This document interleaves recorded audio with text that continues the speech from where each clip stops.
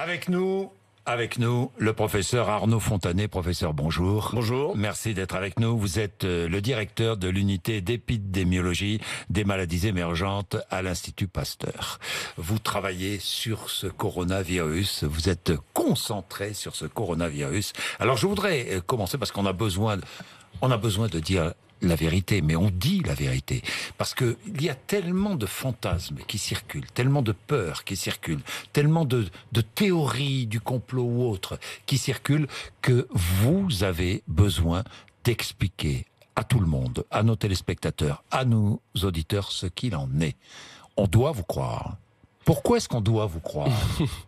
Alors, ce qui est important de comprendre avec ce nouveau coronavirus, c'est que finalement, il est apparu il y a 2 mois. Et on accumule à une vitesse incroyable des connaissances sur un nouveau virus, dont on ne savait absolument rien il y a encore très peu de temps. Et en même temps, nos connaissances, elles évoluent vite. Et c'est vrai qu'on est un nombre d'experts importants. On est plus de 1000 dans le monde, certainement, à suivre avec la même attention l'évolution de ce virus, à essayer de comprendre comment il se transmet, à essayer de comprendre même quelles seraient ses vulnérabilités pour trouver des traitements, éventuellement un vaccin. Et pour nous, c'est important aussi de partager ce savoir avec le public que vous avez et d'autres, parce que on sait que les semaines qui vont venir vont être des semaines difficiles, puisque maintenant, vous l'avez vu, l'épidémie a pris un nouveau virage en s'installant de façon plus pérenne dans un certain nombre de pays et en essaimant dans d'autres, et qu'il va falloir apprendre à vivre avec. Donc il y a des choses à comprendre, et c'est vrai que là-dessus, il faut faire la part du vrai et du faux, et j'espère qu'on arrivera à éclairer vos auditeurs. Ça veut dire, professeur Fontanet, que nous n'en sommes qu'au début, et que pour l'instant, l'épidémie n'est pas entrée en France. C'est ce que dit, nous ne sommes pas en situation épidémique, c'est ce que dit le ministre de la Santé. Vous êtes d'accord avec lui? Je suis d'accord avec lui. Alors il faut voir qu'il y a eu finalement 3 phases. On a eu une première phase en Chine, où l'épidémie était concentrée à Wuhan et la province de Hubei, très intense, très active, et relativement peu de sorties hors de la Chine. Il y a eu une deuxième phase qui a démarré, je dirais 1 mois plus tard. On a commencé à voir des cas dans des pays. Ça a commencé avec la Thaïlande, puis le Japon, puis la Corée du Sud, Singapour, etc. Ça a été une phase relativement stationnaire. Rappelez-vous, en France, on a eu d'abord une vague de 6 cas qui nous arrivait de Chine, et puis ça s'est stabilisé. Puis il y a eu l'épisode des contamines, où là on a vu arriver 5 cas supplémentaires, puis un 6e. Mais là encore, la réponse a été immédiate. Et ça s'est stabilisé. Et depuis une semaine, avec l'arrivée d'un nouveau foyer en Italie, on voit démarrer maintenant des infections dans beaucoup de pays. Ça a beaucoup essaimé depuis. Et la France se retrouve depuis 48 heures avec 6 nouveaux cas et une nouvelle situation critique. Et là, je pense qu'on a passé un palier. Alors justement, on a passé un palier. Ça veut dire quoi? Ça veut dire qu'on n'est pas au bout de nos peines, si je puis dire. Ça veut dire qu'il faut que la population française se prépare. Se prépare à quoi, professeur? Alors, dans l'immédiat, déjà, on a des cas en investigation. On va voir l'étendue des contaminations qui ont pu y avoir. Oui. J'espère qu'on sera dans une situation où on va pouvoir contenir ces foyers débutants, comme ça a été le cas jusqu'à présent. On ne peut pas encore le dire car tout dépend de ce qu'on va trouver dans les jours qui viennent. Mais ce qui est certain, c'est qu'avec maintenant des foyers importants qui sont en train de se développer partout dans le monde, il y a aussi une épidémie très importante en Iran qui essaime aujourd'hui vers le Moyen-Orient, vers l'Asie centrale, eh bien ce type de situation va se répéter de plus en plus souvent. Et donc on va être amené à devoir finalement travailler sur plusieurs fronts simultanément. C'est vrai que c'est plus difficile pour les services sanitaires. Ça veut dire que dans les jours et les semaines qui viennent, nous allons devoir changer nos habitudes. Peut-être annuler certaines manifestations publiques de masse. Peut-être, je ne sais pas, changer nos habitudes. Je pense qu'il va falloir changer nos habitudes parce qu'on va se retrouver avec des foyers de plus en plus importants. Alors, sur la France, j'espère que nous, pour l'instant, la stratégie, c'est vraiment ce qu'on appelle l'endiguement. Détection la plus rapide possible et autour des cas, fermer et essayer d'empêcher une propagation secondaire.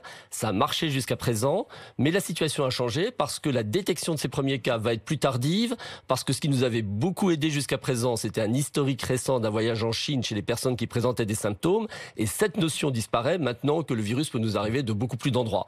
Alors, nous allons justement parler de la manière dont le virus infecte de plus en plus de populations. Comment comment circule-t-il? Nous allons en reparler. Mais je voudrais revenir sur les deux cas, et notamment le dernier, le plus important, le plus dramatique, celui de cet enseignant d'un collège de Crépy-en-Valois, dans l'Oise, 60 ans, qui est mort dans la nuit de mardi à mercredi à l'hôpital de la Pitié-Salpêtrière à Paris. Il n'a jamais voyagé dans une zone à risque.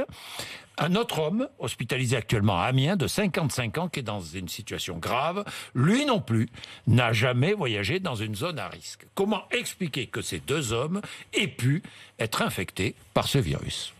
C'est là toute la difficulté qu'on va avoir maintenant, c'est qu'on n'a plus finalement cette historique, ce que je disais, d'un voyage récent en Chine qui était une indication très forte pour pousser les démarches diagnostiques. Et là, je comprends qu'un de ces patients est arrivé dans un hôpital, mais comme il n'avait aucune raison d'avoir été infecté par ce nouveau coronavirus, puisqu'il n'avait pas voyagé dans une zone à risque, puisqu'il n'avait pas été en contact avec un patient infecté connu, eh bien, le diagnostic a tardé et de fait, la difficulté aujourd'hui, c'est de remonter tous les contacts qu'il a pu avoir par le biais de sa famille. Il a forcément eu un contact à un moment donné ou un autre avec quelqu'un qui venait d'une zone à risque, forcément. D'une zone à risque ou alors qui a été infecté par quelqu'un d'une zone à risque. C'est toute cette chaîne de transmission qu'il faut remonter. Mais ça veut dire que dans l'Oise, il y aurait peut-être un foyer infectieux ? Alors il y a quelque part, alors dans l'Oise ou ailleurs, je ne sais pas s'il a voyagé à Paris. Il y a quelque part un foyer infectieux. Il y a quelque part en tout cas, une personne, et toute la difficulté des jours à venir, c'est de remonter cette chaîne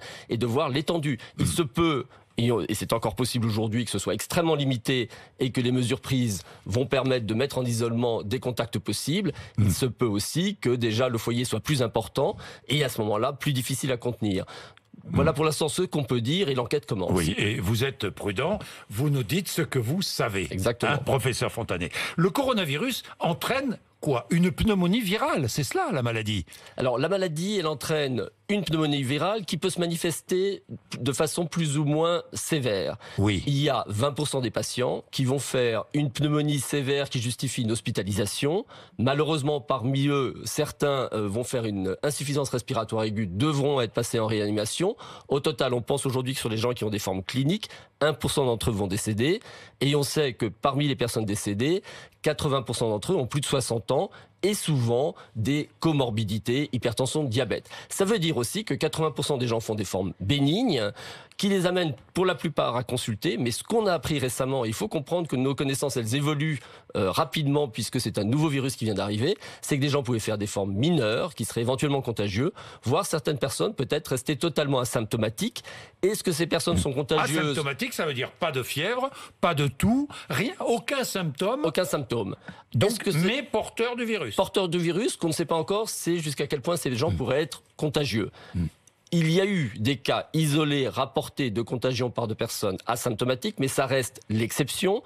Et il va falloir maintenant essayer de comprendre justement jusqu'à quel point ces personnes-là pourraient être des transmetteurs. Est-ce que ce coronavirus est plus mortel que la grippe classique saisonnière ? Alors, il y a différentes façons de compter la mortalité. Il y a deux paramètres qui interviennent. Un, c'est combien de personnes vont être affectées. Et parmi ces personnes infectées, quelle proportion va décéder ? Alors si je prends la dernière partie, parmi les gens qui sont infectés, quelle proportion décède ? Pour rendre les choses simples, je dirais sur ce nouveau coronavirus, on va finir avec à peu près 1%, ce que je disais. Avec la grippe saisonnière, on est plutôt à 1 pour 1000, donc un ratio de 1 à 10.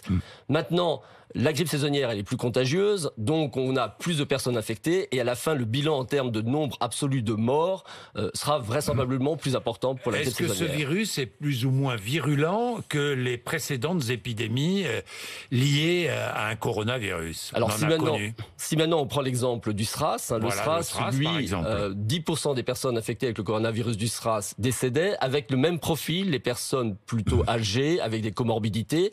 Sur le MERS, qui est un autre coronavirus qui circule dans les pays du Golfe depuis 2012, la mortalité est même plus élevée, elle est estimée à 30%. Donc celui-là, par rapport à ces deux autres coronavirus, est moins sévère. Maintenant, il y a des coronavirus dont on parle moins, mais auxquels on est tous très habitués, qui sont des coronavirus qu'on appelle saisonniers, responsables du rhume, et eux, comme vous le comprenez, donnent des manifestations tout à fait bénignes. Évidemment, je vais revenir sur la grippe classique, le parallèle à faire, et peut-être aussi sur la grippe espagnole. Je vais y revenir, mais c'est une maladie bénigne, grave ou critique. J'ai vu des chiffres. 81% des cas, la maladie est bénigne. Le coronavirus. Sur ce nouveau coronavirus, c'est ça. Sur nouveau coronavirus. 14% grave. Et j'ai vu 5% des cas critiques. C'est ça? C'est ça? Ça pourrait rentrer à peu près dans oui, j'adhère à Quelles ces sont les chiffres. personnes les plus à risque? Alors, les personnes les plus vulnérables une fois Plus infectées, vulnérables, oui. ça va être effectivement les personnes âgées qui, alors disons, plus de 70, 75, avec comorbidité, hypertension, diabète, elles sont définitivement les plus vulnérables. Ce qui est quand même, avec ce nouveau coronavirus, évidemment une source d'inquiétude, c'est que quand on dit que 80% des personnes décédées ont plus de 60 ans, ça veut dire qu'en miroir, 20% ont moins de 60 ans. Ça, c'est plus que ce qu'on voit avec la grippe saisonnière. Des personnes de moins de 60 ans qui décèdent, évidemment, émotionnellement, c'est quelque chose de très fort. Et c'est là où, pour nous, se portera vraiment la difficulté dans la prise en charge de ces personnes jeunes qui, malheureusement, ont une évolution défavorable, qu'on verra plus souvent que ce qu'on peut voir avec une personne infectée par la grippe. J'ai plein de questions qui me viennent à l'esprit, professeur Fontanet. Faisons le parallèle avec la grippe classique que nous connaissons, la grippe saisonnière. Elle est en train de disparaître, là. Est-ce que ça veut dire que le coronavirus va disparaître aussi dans les semaines qui viennent, avec un changement de température, par exemple? Donc, les épidémies de grippe, on les voit chaque année. Oui. On sait d'expérience qu'une épidémie de grippe va prendre 2 à 3 mois pour traverser la France. Oui. Elle débute à un endroit, elle s'étend, elle part en nappe. Il y a un moment où on atteint ce qu'on appelle le pic épidémique, toute la France est en rouge, et puis après il y a une décrue, et tout ça c'est une dynamique classique d'une épidémie. Pour la grippe, on sait qu'elle s'étale sur 3 mois, et ça c'est des grippes saisonnières. L'important, c'est que là on est arrivé maintenant, en tout cas en Ile-de-France, au-delà du pic épidémique, on sait qu'on en a à peu près pour un mois, et c'est très important d'arriver à contenir le nouveau coronavirus dans le mois qui vient. Pourquoi? Parce que le diagnostic sera plus facile. Aujourd'hui, si quelqu'un arrive, on ne sait pas si c'est la grippe ou le nouveau coronavirus. Quand la grippe sera partie, au moins le diagnostic sera plus facile à porter. Deuxième chose, aujourd'hui des lits de réanimation sont occupés par des patients avec grippe. Si on arrive à gagner un mois, on libère ces lits qui pourraient devenir importants pour le coronavirus. Vous dire combien de temps va durer l'épidémie de coronavirus, j'en suis bien incapable. Personne ne le sait. Personne ne le sait. Personne ne le sait. La grippe espagnole, début du siècle dernier, qui a tué, on dit, jusqu'à 50 millions de morts, et qui a tué beaucoup de personnes trentenaires. Énormément. Est-ce qu'il y a une comparaison à faire? Non, je pense qu'on n'a pas de comparaison avec la grippe espagnole. D'abord, la grippe espagnole, c'était une nouvelle pandémie grippale. On sait qu'un tiers de la population mondiale va être infectée quand vous avez une pandémie grippale, parce que le virus de la grippe est non seulement extrêmement contagieux, mais se répand extrêmement vite. Plus vite, par exemple, que ce nouveau coronavirus. On était il y a 100 ans. Oui. Les moyens donc de traitement n'étaient pas du tout les mêmes qu'aujourd'hui. Vous savez que dans la grippe espagnole, on mourait d'une surinfection pulmonaire. Oui. Aujourd'hui, on a des antibiotiques. Quand je dis surinfection pulmonaire, par des bactéries. Aujourd'hui, on a des antibiotiques qui sont efficaces. Et vous imaginez qu'à la fin de la Grande Guerre, les organismes étaient affaiblis. On n'était pas dans la même situation qu'aujourd'hui. Des questions sur la circulation du virus. Comment circule-t-il, ce virus? Alors, la transmission de ce virus, elle reste ce qu'on pense. D'abord, une transmission par voie respiratoire.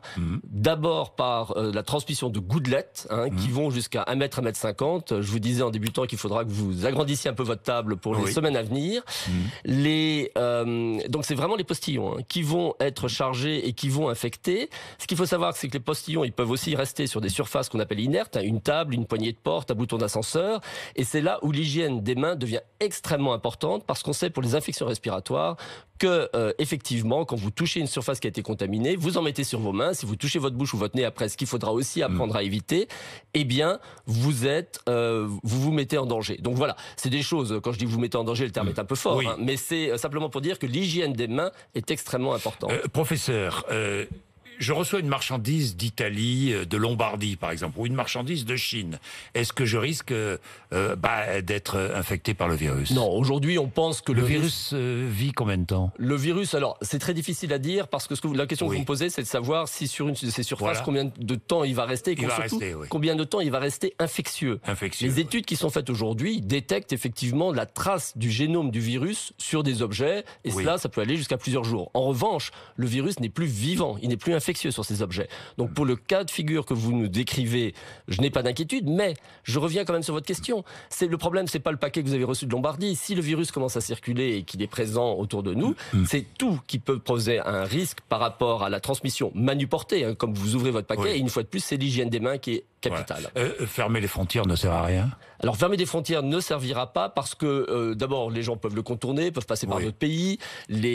On sait que ça ne peut que éventuellement retarder mais ça ne permet pas d'arrêter une épidémie. Et puis après, c'est pas la frontière avec l'Italie, ça va être la Suisse qui a un cas maintenant, et puis l'Autriche, et puis la Croatie, et puis après les autres pourraient dire par rapport à la France, regardez, vous avez que 5 cas, on ferme nos frontières par rapport à vous. Vous ne pouvez pas paralyser complètement les pays de la zone européenne et du monde avec des fermetures de frontières. Est-il vrai que l'épidémie se stabilise en Chine? Alors les informations qu'on a et qui nous viennent de Chine sont rassurantes, c'est-à-dire ça reste quand même un foyer incroyablement productif si je compare au reste du monde, mais c'est vrai que depuis à peu près 2 semaines, on voit le nombre de nouveaux cas marquer le pas, on voit surtout le nombre de décès marquer le pas. Je pense que le compte des décès est un indicateur fiable. Les diagnostics sont difficiles à porter, mais une fois que les personnes sont décédées et ont un diagnostic de coronavirus, c'est plus facile évidemment de rapporter le décès au coronavirus et de compter ces décès. Et donc on peut espérer que la Chine a vécu la partie la plus difficile. Maintenant, il y a à peu près une semaine, il y a eu la fin des vacances en Chine, il y a eu un nouveau brassage de population. Donc soyons vigilants pour les semaines à venir. La période d'incubation, on en sait un peu plus là aussi. Vous me disiez tout à l'heure, c'était passionnant, vous me disiez, de jour en jour, on en apprend un tout petit peu plus. Voilà. Sur la période d'incubation, est-ce qu'on en sait un peu plus? Alors, on en sait un peu plus, et aujourd'hui, on dit que la période d'incubation, la durée moyenne d'incubation est de 6 jours, elle sera peut-être un peu plus courte. Plus on apprend, plus on se rend compte que cette durée d'incubation, finalement, elle est probablement un peu plus courte. Mais voilà, on est dans une ambiance 5 à 7 jours. La durée maximale, on l'estime aujourd'hui à 12 jours. C'est important, parce que c'est la durée pour laquelle vous mettez en quarantaine les personnes qui ont été en contact avec des patients pour voir s'ils vont développer la maladie. Et le choix de 14 jours est un bon choix. L'origine du virus, est-ce que là aussi on en sait un peu plus? Alors sur l'origine du virus, on sait donc que c'est un virus qui a émergé dans un marché de la ville de Wuhan en Chine. Ce marché vendait des animaux, notamment des animaux sauvages. On avait évidemment le parallèle du SRAS en 2003 dans le sud-est de la Chine où c'était des civettes qui avaient infecté les personnes qui travaillaient dans ces marchés. Cette fois-ci, ce qu'on sait, c'est qu'au tout début, il y a une chauve-souris. Il y a un virus qui est à 96% identique à ce nouveau coronavirus chez les chauves-souris, mais c'est pas celui-là qui est passé chez l'homme. Et dans la chaîne entre la chauve-souris et l'homme, aujourd'hui, il y a un petit mammifère qu'on appelle le pangolin, qui pourrait bien avoir été le chaînon manquant, si vous voulez, entre la chauve-souris et l'homme. On y a retrouvé un virus très proche de celui qu'on trouve chez les hommes. Alors le pangolin, c'est un animal qui est consommé pour sa chair, qui a de la médecine traditionnelle. Bien évidemment, il va falloir vraiment réfléchir à que fait-on de ce marché d'animaux sauvages qui a été déjà, avec la civette, la source d'une des grandes pandémies avec le SRAS, et maintenant avec ce cas du pangolin, source d'une épidémie grave. Et le bon sens voudrait qu'on les laisse tranquilles dans leur milieu sauvage parce que on réalise aujourd'hui le coût de tout ça. Professeur Fontanet, les traitements? Alors sur les traitements, pour l'instant on est dans une stratégie de dire si un traitement qu'on connaît pouvait marcher sur ce coronavirus, ce serait fantastique parce que ça veut dire qu'on a déjà produit ce traitement, on connaît ses contre-indications, on connaît ses effets indésirables, sa posologie. Donc c'est la stratégie qui est suivie aujourd'hui. On essaye un traitement du VIH pour voir s'il marche. SIDA, un VIH-SIDA. On essaie un traitement du VIH. Il y a un essai qui est déjà en essai en Chine. Il y a aussi un traitement qui va être utilisé pour Ebola qui est essayé. Il y a l'interféron qu'on verra tout le temps, qui est également essayé. Et puis on a beaucoup parlé ces jours-ci de la chloroquine. Alors, la chloroquine, c'est un traitement. C'est un médicament, la chloroquine, contre le paludisme. Qu'on a connu à une période. C'est la livaquine, en fait. Voilà, qu'on a utilisé à une période pour la prévention du paludisme. Mais il y a trop de résistance maintenant des souches de paludisme. Il y a des effets secondaires aussi. Il y en a si vous prenez à dose thérapeutique, c'est pas très agréable, mais c'est pas, ça reste tout à fait acceptable, notamment par rapport au risque que présente ce coronavirus. Alors la chloroquine, dans le tube à essai, elle semble avoir un effet, mais maintenant, ça a déjà été dans le cas dans le passé. C'est pas quelque chose de nouveau. Sur ce qui est très important, c'est de savoir dans des essais cliniques si elle va marcher. Alors il y a eu une publication qui a fait du bruit il y a 48 heures, qui nous dit que ça aurait un effet sur une centaine de patients traités sur 10 sites. Pour l'instant, les informations, quand vous remontez à la source sur cette publication, sont extrêmement peu détaillées. On vous dit ça diminue la mortalité, raccourcit la durée de la présence du virus dans les sécrétions respiratoires, etc. Mais il n'y a pas de chiffres, il n'y a pas de tests statistiques. Je resterai très prudent tant qu'on n'a pas des éléments supplémentaires. Et traitement, vaccin. Alors, le vaccin, vaccin... là, les chercheurs du monde entier travaillent, hein, tous les laboratoires. D'ailleurs, au passage, je ne comprends pas très bien pourquoi Sanofi Pasteur travaille avec l'État américain. Mais enfin, ça, c'est... Non, vous non plus vous, Pour moi, en tout cas, oui. D'où qu'il vienne ce vaccin, s'il est là, Oui. ce sera une très bonne nouvelle pour Oui. nous tous. Bon. Mais le vaccin, Oui. c'est quelque chose qui va prendre du temps. La conception d'un vaccin, c'est 3 mois minimum. Oui. Vous passez sur l'essai chez l'animal, vous allez en avoir pour encore 2 à 3 mois. Puis l'essai chez l'homme pour voir si votre vaccin est bien toléré, pour voir s'il stimule une réponse immunitaire. Et puis enfin, à l'épreuve du feu, s'il est capable de protéger les gens vaccinés contre l'infection. Tout ça, c'est un calendrier de 12 à 18 mois. J'espère que ça marchera, parce que si le virus est toujours là, ce sera une arme formidable. Mais rappelons-nous, pour le coronavirus du MERS, qui est là depuis 6 ans, on cherche un vaccin et on n'a toujours pas réussi. Et on n'a toujours pas réussi. Professeur Fontanet, si je vous résume bien, pour endiguer, il faut prendre des précautions. Alors pour endiguer, il faut prendre des précautions. La première chose c'est pour tout le monde, simple à faire, c'est on se lave les mains très régulièrement. Le savon, ça marche très bien. Si vous avez des solutions hydroalcooliques, c'est mieux, mais le savon, ça marche très bien. 2, vous toussez dans votre manche. 3, mouchoir à usage unique, c'est quand même beaucoup mieux. Bientôt, on apprendra à se saluer sans se serrer les mains. Hein, si le virus vraiment se répand parmi nous, ce qui est une fois de plus une hypothèse plausible, mais on n'y est pas encore. Hein, on n'y est pas encore. Mais on apprendra à saluer. Vous ferez votre table un peu plus longue. Et puis se posera des questions sur tout ce qu'on appelle, dans notre jargon, la distanciation sociale, c'est-à-dire comment éviter les contacts entre les personnes. Alors ça peut commencer par rapport au travail à y a-t-il des possibilités de télétravail. Il y aura ensuite tout ce qui est les rassemblements qui va être quelque chose d'extrêmement difficile à gérer parce qu'on a tous évidemment planifié dans les 6 mois qui viennent des rassemblements pour des raisons professionnelles, festives, tout ce que vous voudrez. Et là, au cas par cas, il faudra examiner et se dire est-ce que c'est absolument indispensable? Est-ce que ça peut être reporté? D'où viennent les personnes? Sont-ils potentiellement venus d'une zone à risque, etc., etc., et décider si on maintient ou non ces événements. Et ça va être des décisions complexes. Eh bien, merci, professeur Fontanet, d'être venu nous voir, nous aider à comprendre et nous aider à rester calme. Il faut rester calme. Il faut rester calme. Pas de panique et prendre conscience de tout ça, parce que la participation des populations va être essentielle pour une bonne gestion de cette crise. Arnaud Fontanet, merci. Vous êtes sur RMC BFM TV, il est 8h55.